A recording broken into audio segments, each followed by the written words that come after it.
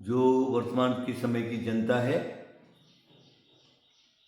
वो ऐसा दिखाई देता है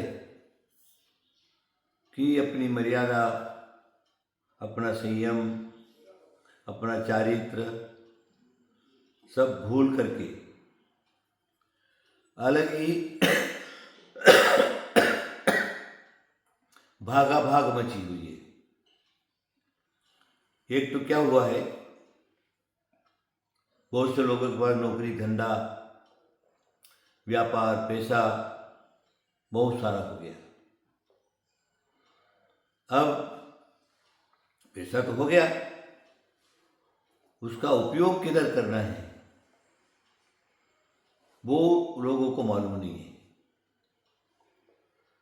पैसा पुण्य से आता है, पूर्व में किए हुए दान पुण्य वगैरह हैं, उसके प्रभाव से वर्तमान में मिलता है। लेकिन अब उसको हमें मिला है तो उसका हम सदुपयोग कैसे करें, ये हमें ध्यान रखने की परम आवश्यकता है।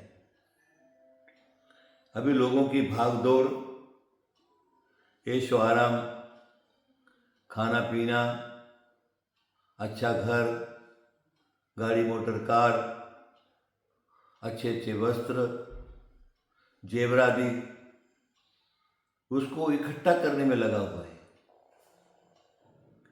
बाहर निकले तो होटलादिक में खाना, इधर घूमना उधर घूमना। अब ये जो भी वर्तमान में हम सब लोग कर रहे हैं, आप लोग, वो आपके लिए ठीक नहीं है। ये तो 4 दिन का है, आज है और कल नहीं।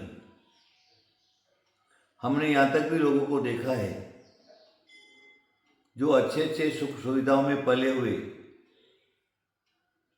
पाप कर्म के वजह से उनकी संपत्ति नष्ट हो गई तो उनका जीवन कटना बहुत मुश्किल होता है। जो अच्छे हालात में जी रहे थे, अब बुरी हालात में जीना उनके लिए अच्छा नहीं लगता। बड़े दुखी हैं, रोते हैं, धोते हैं, मारे मारे फिरते हैं। और बहुत से लोग, वो चीज़ें हमें वापस उपलब्ध हो जाए उसके लिए ज्योतिषियों के पास कुंडलियां लेकर के मंत्रवादी, तंत्रवादी, यंत्रवादियों के घूमते हैं, देवी देवताओं के पास जाते हैं, ये बोलवा वो बोलवा वो बोलवा, सारा का सारा करते हैं। ये रास्ता ठीक नहीं है। रास्ता तो वही सही है कि तुम्हें जो कुछ मिला है ईश्वर की देन है, उसको सदुपयोग में लगाओ, अच्छे कार्य में लगाओ और उससे अच्छा रास्ता पकड़ो, बुरा रास्ता मत पकड़ो। अगर बुरा रास्ता तुमने पकड़ा तो बुरी जगह ही जाओगे, अच्छी जगह नहीं जा सकते। तो क्या करना है, हमें ध्यान में रखना है इस बात को कि जो भी सुख सुविधाएं, सामग्री हमको मिली है, संपत्ति मिली है, वो कुछ दिन के लिए है। 4 दिन की चांदनी, फिर अंधेरी रात। करोड़पति हैं, वो रोडपति होते दिखाई दिए और आज रोडपति होने के बाद उनका दिन कटना मुश्किल होता है। खाने को नहीं है, पीने को नहीं है, ऐशो आराम की देने को जगह नहीं है, घर बंगला मोटर कार सारे के सारे बिक गए, सिर पर कर्जा हो गया है और उसके मारे मारे मारे फिर रहे। ऐसी स्थिति क्यों आई?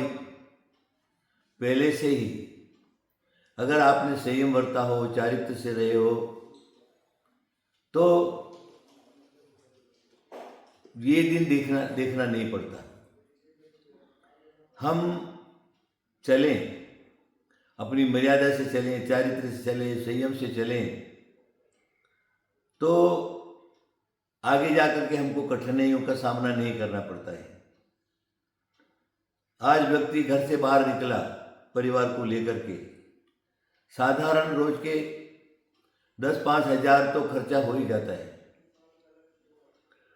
बड़ी बड़ी होटलों में गए तो 10-20 हज़ार खर्चा हो जाता है। इधर घूमने गए उधर घूमने गए तो पैसा खर्च होने के अलावा और कुछ नहीं रहता। लेकिन उसकी भी कोई मर्यादा है।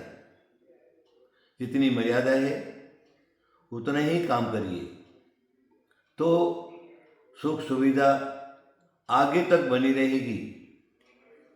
कभी कष्ट नहीं होगा, कभी कठिनाइयों का सामना नहीं करना पड़ेगा, दरिद्रता का सामना नहीं करना पड़ेगा और हमारा जीवन अच्छी तरह से कट सकता है।